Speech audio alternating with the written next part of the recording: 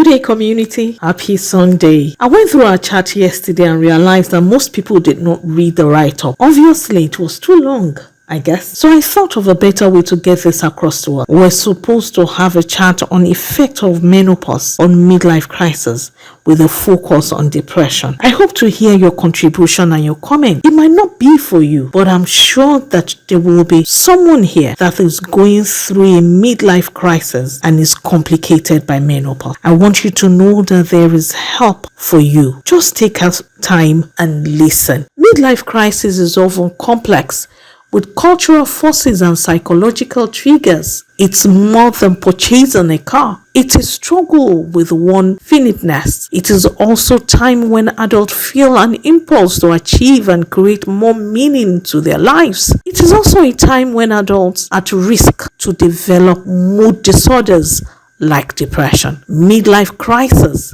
starts from the age of 40 to 50 years of age. This tends to coincide with a perimenopause transition in our lives. But men, it's not the same. Good afternoon, friends. Today, I will be sharing a part of my life with the community so that we can learn. Be patient and listen. Also look through your life too. If you need help, don't hesitate to ask. Some 9 years ago, I went through a midlife crisis where I almost ended up in the psychiatric hospital. My ex-husband walked away and left me with 2 boys to take care of. My second son was barely 3 years old then. It was a traumatic period for me. I almost lost my person and my identity. My life went through a lot of changes. I found myself in so much debt.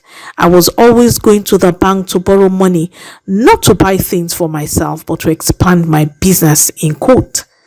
I will set up a business and walk away. It took my mom to notice that there was something wrong. After a while, I collapsed the businesses because I just couldn't manage them. I had 5 branches and I lost almost everything. I had 1 branch left. I got managers at a time to manage them, but it did not work. I was always taking it out on my boys.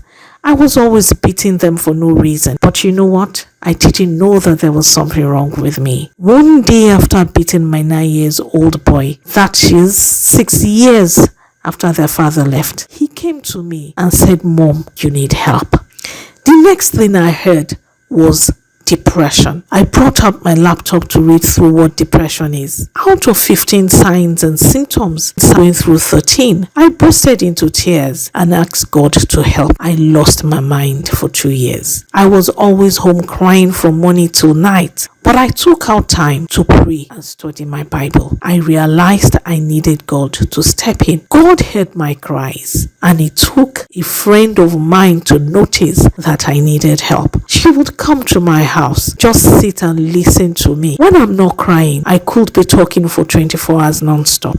Sometimes I would just go to my security guards, just sit with them talking. One day, my friend sat me down, took me through a talk therapy session. Then I realized I needed to be intentional by helping myself. At that point, I started making conscious effort to help myself.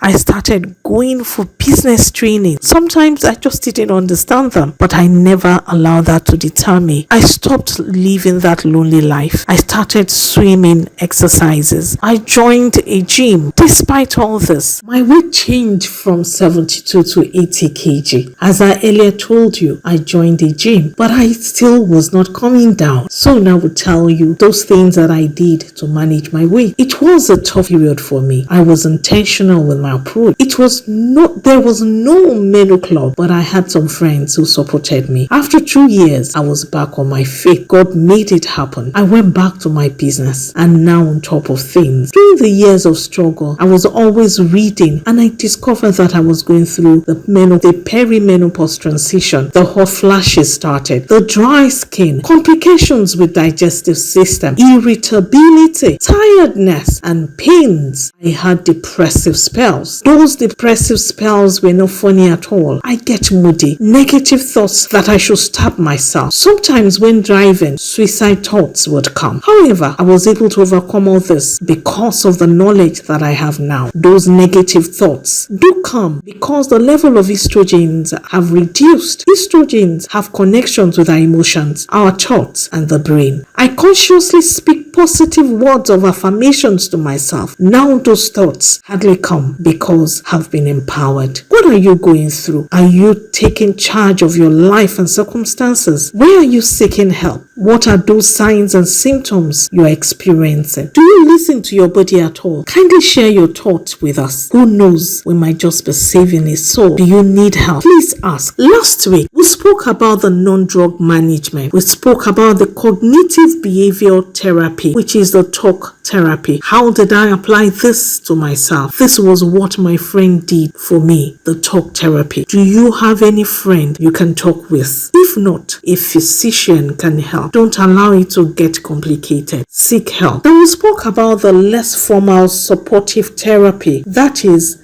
the self-help. How did I help myself? I was intentional. 2, I moved out of my lonely state. 3, I served. I joined my association. I became the PRO 6 years ago. Now I'm the assistant secretary. Many did not know it was a form of therapy for me. I'm not a politician. I had to do this to save my mind. I was always looking for people to help. 4, lifestyle changes. I joined a gym. I started swimming lessons. I changed my diet. Today, it's been 15 years. I have regained my mind. Not only that, today I can help others who are going through the similar journey. My pharmacy branches have expanded and gradually my debts are being paid. If you can't do it alone, please seek help.